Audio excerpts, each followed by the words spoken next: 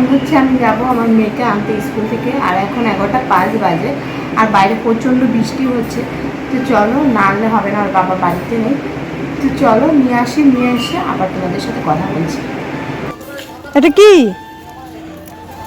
এটা কি রে মাম্মা? বাঘ অ্যাক্টিভিটি করিয়েছে।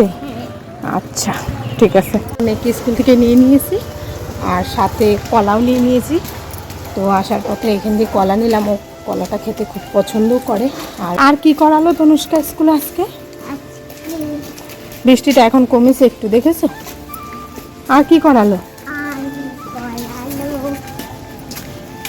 তো চলো, ব্যাগ নিয়ে কলা নিয়ে আমি আর যেতে পারছি না, তো চলো যেতে। হলো, চাপ দাও, খুলতে পারছো না, চাপ দাও। যা কি হবে?